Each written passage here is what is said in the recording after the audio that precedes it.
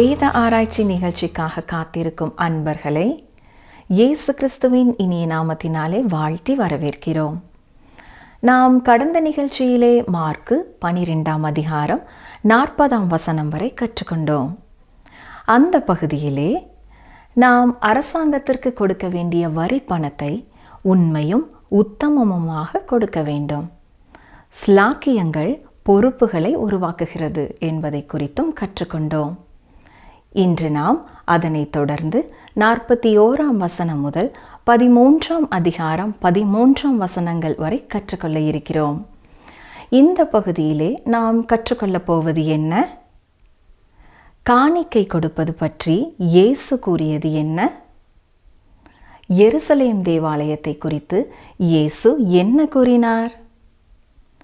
இயேசு கிறிஸ்து கொடுத்த ஒலிவ மலையின் செய்தி என்ன? தொடர்ந்து எங்களுடன் இணைந்திருந்து இவைகளை குறித்து ஆழமாக அறிந்து கொள்ளுங்கள். அருமையானவர்களே, இன்று நாம் மார்க் 12ஆம் அதிகாரம் 41ஆம் வசனம் முதல் சிந்திக்கப் போகிறோம். இந்த 12ஆம் அதிகாரத்தின் கடைசி பகுதியிலே தேவன் மட்டுமே செய்ய வேண்டிய ஒரு காரியத்தை இயேசு கிறிஸ்து செய்கிறார். அதாவது, ஜனங்கள் கர்த்தருக்கு கொடுக்கும் பொழுது எப்படி கொடுக்கிறார்கள் என்பதை அவர் பார்த்து கொண்டு இருக்கிறார். கவனியங்கள், வாசிக்கிறேன். மார்க் 12:41. இயேசு காணிக்கை பெட்டிக்கு எதிராக உட்கார்ந்து ஜனங்கள் காணிக்கை பெட்டியில் பணம் போடுகிறதை பார்த்து கொண்டிருந்தார். ஐஸ்வர்யவான்கள் அநேகர் அதிகமாய் போட்டார்கள். அருமையானவர்களே, இன்றைக்கும் ஆலயத்திலே காணிக்கை சேகரிக்கப்படும் பொழுது அவர் நின்று யார் யார் எவ்வளவு கொடுக்கிறார்கள் என்பதை பார்ப்பதற்கு அதிகாரம் பெற்றவராயிருக்கிறார். அல்லது எந்த கர்த்தருடைய ஊழியத்திற்கும் நீங்கள் கொடுக்கும் பொழுது எப்படி கொடுக்கிறீர்கள், எவ்வளவு கொடுக்கிறீர்கள் என்பதை கவனிக்க அவரே அதிகாரமுள்ளவராயிருக்கிறார். குறிப்பாக நாம் அறிந்து கொள்ள வேண்டிய ஒரு காரியம் என்னவென்றால், நீங்கள் எவ்வளவு கொடுக்கிறீர்கள் என்பதை பார்ப்பதில்லை, நீங்கள் உங்களுக்காக மீதி எவ்வளவு வைத்திருக்கிறீர்கள் என்பதைத்தான் பார்க்கிறார். கவனிங்கள், வாசிக்கிறேன். மார்க் 12:42. ஏழையான ஒரு விதவையும் வந்து ஒரு துட்டுக்கு சரியான 2 காசை போட்டாள். இதற்கு முந்தைய வசனத்திலே நாம் பார்த்த பொழுது ஐஸ்வர்யவான்கள் அநேகர் அதிகமாய் போட்டார்கள், அதை இயேசு பார்த்தார். இன்றைக்கும் மிகுதியாக கொடுக்கிறவர்கள் அநேக சூழ்நிலைகளிலே அதிகம் நேசிக்கப்படுகிறார்கள். ஐஸ்வர்யவான்கள் உதாரத்துவமாய் கொடுத்தார்கள். ஆனால் இயேசு கிறிஸ்து அதை குறித்து பேசவில்லை. ஒரு துட்டுக்கு சமமான 2 காசுகளை போட்ட அந்த விதவை குறித்து தான் பேசினார். அந்த தேவாலயத்தின் செல்வத்தை ஒப்பிடும் பொழுது அவள் கொடுத்தது மிக மிக குறைவானதாகவே தெரிகிறது. ஆனால் ஆண்டவராய் இயேசு என்ன செய்தார்? எத்தனையோ செல்வந்தர்கள் போட்ட எவ்வளவோ பெரிய பெரிய தொகைகளை விட இதை குறித்து மெச்சிக்கொண்டார், இதை குறித்து பேசினார். ஒரு வேத பண்டிதர் சொல்லும் பொழுது இயேசு அதை முத்தம் செய்தார் என்று சொல்லுகிறார். ஏன் இயேசு இவ்வாறு செய்தார் என்று நினைக்கிறீர்கள்? அந்த விதவையான தாய் தனக்கென்று எதையும் வைத்துக் கொள்ளாமல் எல்லாவற்றையும் கொடுத்ததனாலேயே அவர் அவ்வாறு பேசினார். இந்த தாயின் காணிக்கையிலே அவள் எவ்வளவு தூரம் தேவனை நேசிக்கிறாள் என்ற அன்பும் தேவன் மேலே உள்ள பயபக்தியும் காணக்கூடியதாய் இருந்தது. ஆம் பிரியமானவர்களே, தேவன் அவ்வண்ணமாகத்தான் அவர் அழைக்கிறார். சிலர் கேட்பார்கள், கர்த்தருக்கு நாம் 10லே ஒரு பகுதி தானே கொடுக்க வேண்டும் என்று கேட்பார்கள். அருமையானவர்களே, நீங்கள் உங்களுக்காக எவ்வளவு வைத்திருக்கிறீர்கள், நீங்கள் அவருக்கு எவ்வளவு கொடுக்கிறீர்கள் என்பதல்ல, எத்தனை சதவீதம்தான் அவருக்கு கொடுக்க வேண்டும் என்பதும் அல்ல. கேள்வி என்னவென்றால், நீங்கள் உண்மையாக எவ்வளவு அவரை நேசிக்கிறீர்கள்? தேவனாய கர்த்தரே மனிதர்கள் எப்படி கொடுக்கிறார்கள் என்பதை கவனிக்கிறார். அதாவது எவ்வளவு காணிக்கை பையிலே போடுகிறார்கள் என்பதல்ல. அந்த விதவையான தாயும் விலை மதிப்புள்ள எதையுமே கொடுக்கவில்லை. பணத்திற்கு பொறுப்பாய் இருந்தவர்கள் அந்த ஏழை தாய் கொடுத்த ஒரு துட்டுக்கு சமமான 2 காசை பெரிதாக எண்ணியிருக்கவே மாட்டார்கள். ஆனால் ஆண்டவராய் இயேசு கிறிஸ்து அந்த பெண் கொடுத்த ஒரு துட்டுக்கு சமமான காணிக்கையை பரலோகத்தின் பொன்னுக்கு இணையாக்கினார். இப்பொழுது நாம் மார்க் 13ஆம் அதிகாரத்திற்குள்ளே செல்கிறோம். இந்த அதிகாரத்திலே எந்த விதமான அற்புதங்களையும் நாம் பார்க்கிறதில்லை என்றாலும் பலவிதமான செயல்களை குறித்து இங்கே வாசிக்கிறோம். மார்க் எழுதின சுவிசேஷம் செயல்களுக்கு முக்கியத்துவம் கொடுக்கும் ஒரு சுவிசேஷம் மட்டுமல்ல, அது அற்புதங்களுக்கு முக்கியத்துவம் கொடுக்கிறதாயும் இருக்கிறது. ஆனால் இந்த அதிகாரத்திலே எதிர்காலத்தின் செயல்களை குறித்து பார்க்கிறோம். இந்த காலகட்டத்தின் முடிவிலே நடைபெறப் போகிற சம்பவங்களை குறித்து நாம் அங்கே வாசிக்கிறோம். மகா உபத்திரவத்தை குறித்து பார்க்கிறோம். இயேசு கிறிஸ்துவின் 2வது வருகை குறித்து பார்க்கிறோம். தேவனுடைய வல்லமையினாலான செயல்களை குறித்து இங்கே வாசிக்கிறோம். இது அணுசக்தியை விட மிக பெரிய சக்தி. ஒலிவுமலை செய்தி என்று அழைக்கப்படுகிற இந்த பகுதி மத்தேயு எழுதின சுவிசேஷத்திலேயும் நாம் காணக்கூடியதாக இருக்கிறது. ஆனால் மத்தேயுவிலே சொல்லப்பட்டிருப்பதை விட இங்கே சுருக்கமாக சொல்லப்பட்டிருக்கிறது. மார்க்கு பொதுவாகவே எல்லாவற்றையும் மிக சுருக்கமாகத்தான் சொல்லியிருக்கிறார். இந்த அதிகாரத்தை 7 பகுதிகளாக நாம் பிரிக்கலாம். முதலாவதாக ஒலிவ மலையிலே இருக்கும் பொழுது முதல் 4 வசனங்களிலே சீடர்கள் இயேசுவினிடத்திலே கேள்விகளை கேட்கிறார்கள். 5 முதல் 7 வசனம் வரை இந்த காலகட்டத்தின் உன்னதமான காரியத்தை குறித்து பார்க்கிறோம். 8 முதல் 13 வசனங்களிலே மகா உபத்திரவ காலத்திற்கு முன்னாலே வரப்போகிற துன்புறுத்தலை குறித்து வாசிக்கப் போகிறோம். 14 முதல் 23 வசனங்களிலே மகா உபத்திரவ காலத்தை குறித்த தீர்க்க தரிசனத்தை பார்க்கிறோம். 24 முதல் 27 வசனம் வரை இயேசு கிறிஸ்துவின் 2வது வருகை அறிவிக்கப்படுகிறதை நாம் பார்க்கிறோம். 28 முதல் 33 வசனம் வரை அத்தி மரத்தை குறித்த உவமையை வாசிக்கிறோம். 34 முதல் 37 வசனம் வரை தேவனுடைய ஜனங்களுடைய திட்டத்தை நாம் பார்க்கிறோம். பாருங்கள், மார்க் எழுதின சுவிசேஷம் 13ஆம் அதிகாரம் 1ஆம் வசனம். அவர் தேவாலயத்தை விட்டு புறப்படும்போது அவருடைய சீஷர்களில் ஒருவன் அவரை நோக்கி, போதகரே, இதோ இந்த கல்லுகள் எப்படிப்பட்டது, இந்த கட்டிடங்கள் எப்படிப்பட்டது பாரும் என்றான். இந்த வேத வசனத்தை பார்க்கும் பொழுது எப்படியெல்லாம் மக்கள் வித்தியாசமாக புரிந்து கொள்கிறார்கள் என்பதை நாம் அறிந்து கொள்ள முடியும். இயற்கையாகவே எந்த ஒரு மனிதனுக்கும் எழும்புகிற ஒரு கேள்வி, இதன் பின்னணியம் என்ன? இப்படிப்பட்ட காரியத்தை ஏன் இந்த சீடர்கள் சொல்லுகிறார்கள் என்பது நமக்கு தெரியவில்லை. ஆனால் மத்தேயு 23ஆம் அதிகாரம் 38ஆம் வசனத்திலே ஒரு காரியத்தை பார்க்கிறோம். அதாவது, அந்த எருசலேம் தேவாலயம் அழிக்கப்பட போவதை குறித்து இயேசு சொல்லியிருக்கிறார். இது சீடர்களுக்கு ஒரு அதிர்ச்சியை தருகிறது. ஏனென்றால் அந்த ஆலயத்தின் மகிமையும் சுற்றியிருக்கிற கட்டடங்களின் பிரம்மாண்டமும் அத்தனை விசேஷமானதாய் இருந்தது. இயேசு கிறிஸ்து அவற்றையெல்லாம் பார்த்திருக்கிறாரா என்பதை குறித்து அவர்கள் உறுதி செய்து கொள்ள விரும்பினார்கள். எனவேதான் அவர்களிலே ஒருவன், போதகரே, இந்த கல்லுகள் எப்படிப்பட்டது, இந்த கட்டடங்கள் எப்படிப்பட்டது பாரும் என்று கூறுகிறான். வசனம் 2, இயேசு அவனுக்கு பிரதியுத்தரமாக, இந்த பெரிய கட்டிடங்களை காண்கிறாயே, ஒரு கல்லின் மேல் ஒரு கல் இராதபடிக்கு எல்லாம் இடிக்கப்பட்டு போகும் என்றார். இங்கே இயேசு அவர்களிடத்திலே ஒரு கேள்வி கேட்கிறார். அதாவது, நீங்கள் உண்மையாகவே பார்க்கிறீர்களா? இது இடிக்கப்படும் என்கிறார். இங்கே இயேசு ஆவிக்குரிய பாடம் ஒன்றை கற்றுக் கொடுக்கிறார். நாமும் நம்முடைய வீடுகளை சுற்றி எழும்பும் பெரிய பெரிய கட்டிடங்களையோ, நம்முடைய பட்டணங்களிலே வளரும் உயரமான கட்டிடங்களையோ பார்த்து வியக்கிறோம். அதன் அழகை நாம் பார்க்கிறோம். எத்தனை வலிமையானதாக இருக்கிறது, எவ்வளவு உறுதியானதாக இருக்கிறது என்று யோசிக்கிறோம். இந்த கட்டிடங்கள் எல்லாம் எவ்வளவு காலம் இவ்வளவு உறுதியாக நிற்கும்? ஒரு வலிமையான பூமி அதிர்ச்சி வரும் வரைதான். எனவே உண்மையை பார்ப்போம் என்றால், இந்த எல்லா பெரிய பெரிய கட்டிடங்களுமே நிரந்தரமானவை அல்ல. எல்லாமே ஒரு காலகட்டத்தில் கடந்து போக போகிறது. இந்த சத்தியத்தை குறித்த உண்மையை அப்போஸ்தலனாகிய பவுல் எழுதியிருக்கிறார். கவனியுங்கள், வாசிக்கிறேன். 2 கொரிந்தியர் 4:18. ஏனெனில் காணப்படுகிறவைகள் அநித்தியமானவைகள், காணப்படாதவைகளோ நித்தியமானவைகள். அருமையானவர்களே, இதுதான் மகத்துவமான ஒரு உண்மை. நேபுகாத்நேச்சாரும் ஒரு நாள் தனது ராஜ்யத்திலே பாபிலோனின் மகிமையை கண்டான். இது நான் கட்டின பாபிலோன் அல்லவா என்று எண்ணினான். இப்பொழுது அந்த பாபிலோன் நொறுங்கி பாழாய் கிடக்கிறது. எதை குறித்தும் பெருமை பாராட்ட அங்கே ஒன்றுமே இல்லை. எல்லாமே கடந்து சென்று விட்டது. மகிமை கடந்து சென்று விட்டது. எனவே இன்று உயரமாகவும் அழகாகவும் காணப்படுகிற எல்லா கட்டடங்களுமே ஒரு நாள் இடிக்கப்பட போகிறது. நிகழ்ச்சியை கேட்டுக்கொண்டிருக்கிற உங்களிடத்திலே ஒரு கேள்வியை கேட்க விரும்புகிறேன். உங்களுடைய வாழ்க்கையிலே நித்தியமான காரியங்களை நீங்கள் காணக்கூடியவர்களாக இருக்கிறீர்களா? சரி, வசனம் 3 பாருங்கள். பின்பு அவர் தேவாலயத்துக்கு எதிராக ஒலிவ மலையின் மேல் உட்கார்ந்திருக்கையில் பேதுருவும் யாக்கோபும் யோவானும் அந்திரேயாவும் அவரிடத்தில் தனித்து வந்து. மார்க்கு தனது சுவிசேஷத்தை எழுதும் பொழுது மற்ற சுவிசேஷங்களிலே கிடைக்காத சில காரியங்களை நமக்கு சொல்லுகிறார். இயேசு கிறிஸ்துவினிடத்திலே இந்த கேள்வியை கேட்கச் சென்றது பேதுரு, யாக்கோபு, யோவான், அந்திரேயா என்பது இந்த இடத்திலே மட்டும்தான் நமக்கு சொல்லப்பட்டிருக்கிறது. ஏற்கனவே உங்களுக்கு ஞாபகம் இருக்கிறது இல்லையா? இது பேதுருவின் சுவிசேஷம். இவ்வாறு இந்த 4 பேரும் தனியாக இயேசுவை பார்த்து கேட்டதை பேதுரு தான் மார்க்குவிற்கு சொல்லியிருக்க வேண்டும். மார்க்கு 2 கேள்விகளை இங்கே சொல்லுகிறார். மத்தேயு இயேசுவினிடத்திலே கேட்கப்பட்ட 3 கேள்விகளை குறித்து சொல்கிறார். லூக்கா விடையின் ஒரு பகுதியை சொல்கிறார். நாம் இவற்றையெல்லாம் சேர்த்து பார்க்கும் பொழுது மத்தேயு இயேசுவினிடத்திலே கேட்கப்பட்ட 3 கேள்விகளை குறித்தும் சொல்லியிருக்கிறார். முதலாவதாக, எப்பொழுது இவைகளெல்லாம் சந்திக்கும்?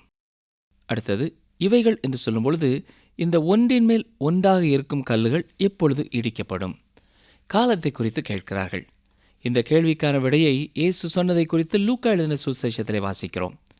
இரண்டாவது கேள்வி என்ன? இவைகளெல்லாம் நிறைவேறும் காலத்திற்கு அடையாளம் என்ன என்று கேட்கிறார்கள். மூன்றாவது கேள்வி மத்தேயு 24:3 நாம் பார்ப்பது போல உலகத்தின் முடிவிற்கான அடையாளம் என்ன? மத்தேயுவும் மார்க்குவும் இவர்களது கடைசி 2 கேள்விக்கான பதிலை சொல்கிறார்கள். மார்க்குவை காட்டிலும் மத்தேயு மிக விபரமாக அதை குறித்து சொல்கிறார். ஆனால் மார்க்கு எதை முக்கியத்துவப்படுத்துகிறார் என்பதை பார்ப்போம். மார்க்கு ரோமர்களுக்காக எழுதுகிறார் என்பதை நீங்கள் நினைவிலே வைத்திருப்பீர்கள் என்று நம்புகிறேன். எது வல்லமையும் செயல்பாடு நிறைந்த ஒரு நாடகத்தைப் போலவும் இருக்கிறதோ அதைத்தான் மார்க்கு முக்கியத்துவப்படுத்தி எழுதுகிறார்.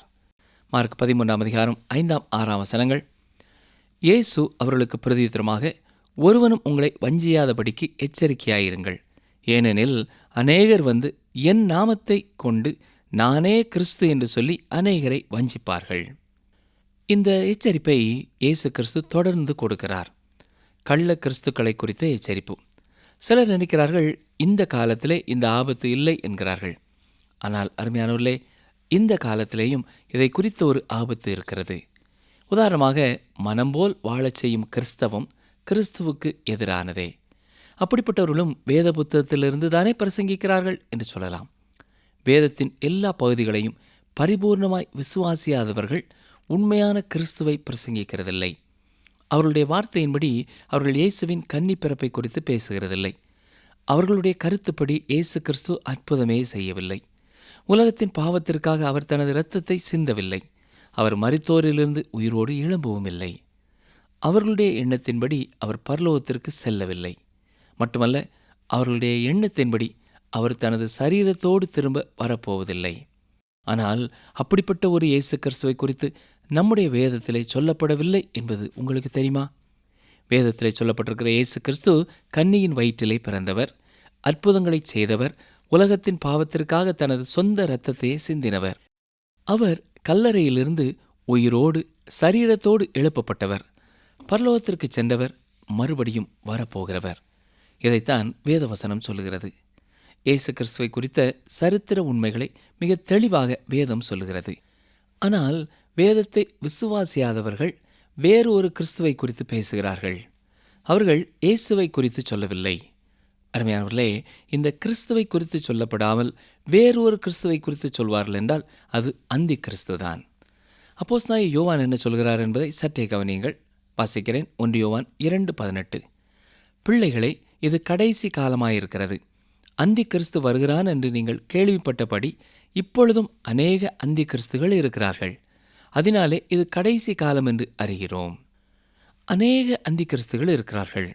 வேதத்தை பரிபூர்ணமாக விசுவாசியாத ஒரு கூட்டம் அந்தி கிறிஸ்துக்களைத்தான் நான் உங்களுக்கு சொன்னேன். இதைப்போல இன்னும் எத்தனையோ தவறான கொள்கைகளை போதிக்கிறவர்கள் இருக்கிறார்கள். அவர்களும் தங்களை கிறிஸ்தவர்கள் என்று சொல்லிக் கொள்கிறார்கள். ஆனால் அவர்கள் போதிக்கிற கிறிஸ்து உண்மையான இயேசு கிறிஸ்து அல்ல, அந்தி கிறிஸ்து. மேலை நாடு ஒன்றிலே ஒரு சமயத்தை நிறுவியவர் இயேசு கிறிஸ்து செய்ய முடியாததை கூட நான் செய்வேன் என்று சவால் விட்டிருக்கிறார். மற்றும் ஒரு பாடல் குழு எங்கள் பாடல் குழு இயேசு கிறிஸ்துவை விட பெயர் பெற்ற பாடல் குழு என்று சொல்லியிருக்கிறார்கள்.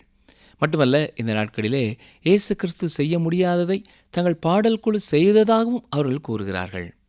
இதைப்போல அநேக அந்தி கிறிஸ்துக்கள் இன்றைக்கு இருக்கிறார்கள். ஆண்டவராய் இயேசு கிறிஸ்து அன்றே இதை குறித்து கொடுத்த எச்சரிப்பானது மிகவும் முக்கியமானது. மார்க் 13:7 பாருங்கள். யுத்தங்களையும் யுத்தங்களின் செய்திகளையும் கேள்விப்படும் போது கலங்காதேயுங்கள். இவைகள் சம்பவிக்க வேண்டியதே, ஆனாலும் முடிவு உடனே வராது. கவனித்தீர்களா? உலகத்தின் முடிவிற்கான ஆயத்தங்களிலே ஒன்று யுத்தம். யுத்தங்களையும் யுத்தங்களின் செய்திகளையும் கேள்விப்படும் பொழுது எந்த ஒரு விசுவாசியும் கலங்க தேவையில்லை. ஏனென்றால் யுத்தங்களோடு முடிவு காலம் உடனே வருகிறதில்லை. அந்தி கிறிஸ்துக்கள் என்று நாம் சொல்லும் பொழுதும் இது இறுதியாக வரப்போகிற அந்தி கிறிஸ்துவை குறித்து கூறவில்லை. என்றாலும் இந்த அந்தி கிறிஸ்துக்கள் எல்லாமே அந்த இறுதியான அந்தி கிறிஸ்துவை சுட்டி காட்டுகிறவர்களாய் இருக்கிறார்கள். வசனம் 8. ஜனத்துக்கு விரோதமாய் ஜனமும் ராஜ்யத்துக்கு விரோதமாய் ராஜ்யமும் எழும்பும். பூமி அதிர்ச்சிகளும் பல இடங்களில் உண்டாகும். பஞ்சங்களும் கலகங்களும் உண்டாகும். இவைகள் வேதனைகளுக்கு ஆரம்பம். இன்றைக்கு மனிதன் தான் மிக நாகரிகமானவன், பல இயந்திரங்களையும் மின் சாதனங்களையும் படைத்திருக்கிறேன், உலகத்தை ஒரு அருமையான இடமாக மாற்றுகிறேன் என்று எண்ணுகிறான். ஆனால் திடீரென்றுதான் இந்த உலகத்தை தானே பாழாக்கி கொண்டிருக்கிறதை கண்டுகொள்கிறான். மனிதர்கள் உயிர் வாழ முடியாத நிலைமைக்கு உலக சுற்றுப்புற சூழலை கெடுத்து கொண்டிருப்பதை உணர்ந்து கொள்கிறான். அது மட்டுமல்ல, உலக ஜனப்பெருக்கத்தை குறித்து செயல்படாவிட்டால் உணவு பஞ்சத்தினாலே மக்கள் சாகப் போகிறார்கள் என்பதையும் புரிந்து கொள்கிறான். வேதம் மிக தெளிவாக சொல்கிறது, பஞ்சங்களும் கலகங்களும் வரும். அநேகர் நம்பிக்கை வைக்காத வெறுக்கிற இந்த புத்தகம் எல்லா காரியங்களையும் குறித்து உண்மையை சொல்வது ஆர்வம் தரக்கூடிய ஒன்றாக இருக்கிறது. சில ஆண்டுகளுக்கு முன்னதாக உலகத்தின் எல்லா பிரச்சனைகளுக்கும் விஞ்ஞானம் பதில் கொடுக்கும் என்று எண்ணினார்கள். இப்பொழுது விஞ்ஞானமோ உலகமோ தீர்க்க முடியாத பிரச்சனைகளையே அவை உருவாக்கி இருக்கிறது என்பதை கண்டறிந்திருக்கிறார்கள். பெர்னார்ட் ஷா என்பவர் சொல்லும் பொழுது, நான் நம்பிக்கை வைத்திருந்த விஞ்ஞானம் தோல்வி கண்டுவிட்டது, நம்பிக்கை இழந்த ஒரு விசுவாசியை நீங்கள் கொண்டவர்களாக இருக்கிறீர்கள் என்று தன்னை குறித்து சொல்கிறார். எத்தனை பரிதாபமானது இல்லையா? இவை எல்லாமே உலகத்தின் முடிவிற்கான அறிகுறிகளாய் இருக்கிறது. வேதனைகளுக்கு ஆரம்பம் என்பதை இவை காட்டுகிறது. சரி, மார்க் 13ஆம் அதிகாரம் 9-10 வசனங்கள். நீங்களோ எச்சரிக்கையாயிருங்கள், ஏனெனில் உங்களை ஆலோசனை சங்கங்களுக்கு ஒப்புக் கொடுப்பார்கள், நீங்கள் ஜெப ஆலயங்களில் அடிக்கப்படுவீர்கள், என் நிமித்தம் தேசாதிபதிகளுக்கும் ராஜாக்களுக்கும் சாட்சியாக அவர்களுக்கு முன்பாக நிறுத்தப்படுவீர்கள், சகல ஜனங்களுக்கும் சுவிசேஷம் முந்தி பிரசங்கிக்கப்பட வேண்டும். இங்கே இயேசு கிறிஸ்து திருச்சபையை குறித்து பேசவில்லை. சுவிசேஷம் என்று அவர் சொல்லும் பொழுது தேவனுடைய ராஜ்யத்தை குறித்த சுவிசேஷம். இது கிருபையின் சுவிசேஷம். 2 விதமான நற்செய்திகள் இல்லை. தேவனுடைய ராஜ்யத்தை குறித்த சுவிசேஷம் உண்மையாகவே கிருபையின் சுவிசேஷம்தான். எல்லா ரட்சிப்புமே தேவனுடைய கிருபையினாலே உண்டாகிறது. ஆண்டவராய் இயேசு கிறிஸ்துவின் இரத்தத்தினாலே மட்டுமே பாவிகள் ரட்சிக்கப்படுவதற்கான வழியை அவர் வகுத்தார். என்றாலும் ராஜ்யத்தின் சுவிசேஷமானது மனம் திரும்புங்கள், பரலோக ராஜ்யம் சமீபித்திருக்கிறது என்று சொல்கிறது. வேறு வார்த்தைகளிலே சொல்ல வேண்டுமென்றால், அவர் வரப்போகிறார். மகா உபத்திரவத்தின் காலத்திலே அவர் வரப்போகிறார் என்று சொல்லும் பொழுது அது உண்மையாகவே மிக துல்லிபமானதாகவே இருக்கும். வசனம் 11 பாருங்கள். அவர்கள் உங்களை கொண்டு போய் ஒப்பு கொடுக்கும்போது நீங்கள் என்ன பேசுவோம் என்று முன்னதாக கவலைப்படாமலும் சிந்தியாமலும் இருங்கள். அந்நாளிகையிலே உங்களுக்கு எது அருள் செய்யப்படுமோ அதையே பேசுங்கள், ஏனெனில் பேசுகிறவர்கள் நீங்கள் அல்ல, பரிசுத்த ஆவியே பேசுகிறவர். நிகழ்ச்சியை கேட்டுக்கொண்டிருக்கிற கர்த்தருடைய ஊழியக்காரர்களுக்கு ஒரு வார்த்தை. இன்றும் சில சோம்பலான ஊழியர்கள் இந்த வசனத்தை மேற்கோள் காட்டிக்கொண்டு உட்கார்ந்து வேதத்தை வாசித்து தியானித்து ஆயத்தம் செய்யாமல் கர்த்தருடைய பணிக்கு செல்கிறார்கள். இந்த வாக்கியம் அப்படிப்பட்டவர்களுக்காக சொல்லப்படவில்லை. எனவே அருமையான ஊழியக்காரரே, நீங்கள் என்று எந்த இடத்திலே யாருக்காக செய்தி கொடுக்கப் போகிறீர்களோ அதை குறித்து நீங்கள் கருத்தோடு ஜெபித்து கர்த்தருடைய சித்தத்தை அறிந்து அவருடைய வசனத்திலிருந்து தகுந்த ஆயத்தத்தோடு செல்ல வேண்டும். இங்கே இயேசு சொல்கிற காரியம் அவருக்கு சாட்சியாக இருக்க போகிற 1,44,000 யூத விசுவாசிகளை குறிக்கிறதா இருக்கிறது. எனவே நீங்கள் சிறுவர் ஊழியத்திலே இருந்தாலும் சரி, வாலிபருடைய ஊழியத்திலே இருந்தாலும் சரி, பெண்கள் மத்தியிலே ஊழியம் செய்தாலும் சரி, ஏன் கர்த்தரை அறியாதவர்கள் மத்தியிலே போய் சுசேஷ ஊழியம் செய்தாலும் சரி, கர்த்தர் எனக்கு அந்த நேரத்திலே எதையாவது கொடுப்பார் என்று எண்ணிக்கொண்டு ஆயத்தமில்லாமல் போவதற்கு இந்த வசனம் கொடுக்கப்படவில்லை என்பதை தாழ்மையோடு சொல்லிக்கொள்ள விரும்புகிறேன். மார்க் 13ஆம் அதிகாரம் 12ஆம் வசனத்தை பாருங்கள். அன்றியும் சகோதரன் சகோதரனையும் தகப்பன் பிள்ளையையும் மரணத்துக்கு ஒப்பு கொடுப்பார்கள், பெற்றோருக்கு விரோதமாக பிள்ளைகள் எழும்பி அவர்களை கொலை செய்வார்கள். அருமையானவர்களே, முடிவு காலம் சமீபமாய் இருக்கும் பொழுது இப்படி ஒருவரை ஒருவர் காட்டிக் கொடுப்பார்கள் என்று இயேசு சொல்கிறார். வசனம் 13 பாருங்கள். என் நாமத்து நிமித்தம் எல்லாராலும் பகைக்கப்படுவீர்கள், முடிவு பரியந்தம் நிலை நிற்பவனே ரட்சிக்கப்படுவான். இங்கே இயேசு கிறிஸ்து யூத ஜனங்களோடு பேசிக் கொண்டிருக்கிறார். அவர் இங்கே சொல்லுகிறது போல யூத ஜனங்களுக்கு எதிராக எல்லாரும் பகை உணர்வோடு இருப்பார்கள். ஆனாலும் தேவன் அவர்களிலே முத்திரை குத்தியிருப்பதினாலே அவர்கள் முடிவு பரியந்தம் நிலைத்திருக்கப் போகிறார்கள். அருமையானவர்களே, நம்மை சுற்றி நடக்கும் பல சம்பவங்கள் காலம் நெருங்கிக் கொண்டிருக்கிறது என்பதை நமக்கு தெரிவிக்கிறதா இருக்கிறது. இந்த நாட்களிலே நாம் செய்ய வேண்டியது என்ன? மார்க் 13:10 நாம் பார்ப்பது போல சகல ஜாதிகளுக்கும் சுவிசேஷம் முந்தி பிரசங்கிக்கப்பட வேண்டும். இன்றைக்கு யார் யார் கர்த்தருடைய வார்த்தைகளை கேட்கவில்லையோ அவர்கள் கர்த்தருடைய வார்த்தைகளை கேட்கவும், அவர்கள் கர்த்தர் யார் என்பதை அறிந்து கொள்ளவும் நாம் செய்யக்கூடியதை செய்ய வேண்டும். நாம் மட்டும் அனுதினமும் இந்த கர்த்தருடைய வார்த்தைகளை கேட்டு அதன் ஆசீர்வாதத்தை பெற்றுக்கொண்டால் போதாது. ஒவ்வொரு வாரமும் குறைந்தது ஒரு நபருக்காவது நாம் சுவிசேஷத்தை சொல்ல அழைக்கப்படுகிறோம். எத்தனையோ பேர் புதிய புதிய நபர்களை உங்கள் திருச்சபைகளுக்கு அழைத்து செல்கிறீர்கள். கர்த்தருக்கு ஸ்தோத்திரம். கர்த்தர் உங்களை ஆசீர்வதிப்பார். வியாதியோடு வருத்தத்தோடு இருக்கிறவர்களுக்கு இயேசு கிறிஸ்துவை அறிமுகப்படுத்துகிறீர்கள். நிச்சயம் அவர்களும் கர்த்தரை கண்டுகொள்வார்கள். இன்னும் சிலர் ஆத்தும பாரத்தோடு கர்த்தரை அறியாத ஒவ்வொருவருக்கும் இயேசு அவர்களுக்காகவும் சிலுவையில் அடிக்கப்பட்டார் என்பதை அறிந்து கொள்ள வேண்டும் என்ற எண்ணத்தோடு செயல்படுகிறீர்கள். கர்த்தர் நிச்சயம் உங்களை ஆசீர்வதிப்பார். ஒருவேளை மற்றவர்கள் கர்த்தரை அறிந்து கொள்ள வேண்டும் என்ற எண்ணமே இல்லாமல் நீங்கள் இருப்பீர்கள் என்று சொன்னால், அருமையான சகோதரனே, அருமையான சகோதரியே, அதை குறித்து நீங்கள் செயல்பட ஆண்டவர் உங்களை இன்று அழைக்கிறார். எல்லாரும் ரட்சிக்கப்பட வேண்டுமென்ற சித்தமுள்ளவராய் தேவன் இருக்கிறார் என்று 1 தீமோத்தேயு 2:4 வாசிக்கிறோம். இயேசு கிறிஸ்து மரித்து உயிர்த்து பரலோகத்திற்கு செல்லும் முன்பதாகவும் நீங்கள் உலகமெங்கும் போய் சர்வ சிருஷ்டிக்கும் சுசேஷத்தை பிரசங்கியுங்கள் என்று சொன்னார். அது மட்டுமல்ல, இன்றைக்கு நானும் நீங்களும் வாழுகிற இந்த காலத்திலேயும், இந்த பரிசுத்த ஆவியானவரின் காலத்திலேயும், பரிசுத்த ஆவியானவர் வந்து பாவத்தை குறித்தும் நீதியை குறித்தும் நியாய தீர்ப்பை குறித்தும் உலகத்தை கண்டித்து உணர்த்தி கொண்டிருக்கிறார். இந்த திரியேக தெய்வத்தின் பாரத்தை குறித்தும் கட்டளையை குறித்தும் பணியை குறித்தும் நாம் என்ன செய்கிறோம் என்பதே கேள்வி. கர்த்தரை அறியாத எண்ணற்ற மக்களுக்கு கர்த்தரை கொடுக்க நாம் எதையாவது செய்ய தீர்மானம் செய்வோமா? அன்பர்களே, இந்த நாளிலும் கற்றுக்கொண்ட பாடங்களில் சில சத்தியங்களை மீண்டும் ஒருமுறை ஞாபகப்படுத்திக் கொள்வோமா? மார்க்கு எழுதின சுவிசேஷம் செயல்களுக்கு முக்கியத்துவம் கொடுக்கும் ஒரு சுவிசேஷம். இது பேதுரு சொல்லி மார்க்கு ரோமர்களுக்காக எழுதின சுவிசேஷம். நீங்கள் காணிக்கையாக எவ்வளவு கொடுக்கிறீர்கள் என்பது காரியம் அல்ல. உங்களுக்காக நீங்கள் எவ்வளவு மீதி வைத்திருக்கிறீர்கள் என்பதைத்தான் தேவன் பார்க்கிறார். மனம் போல் வாழ செய்யும் கிறிஸ்தவம் கிறிஸ்துவுக்கு எதிரானது.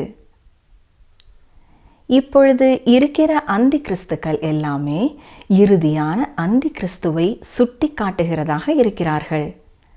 மீண்டும் அடுத்த நிகழ்ச்சியிலே சந்திப்போம். கர்த்தர் உங்களை ஆசீர்வதிப்பாராக.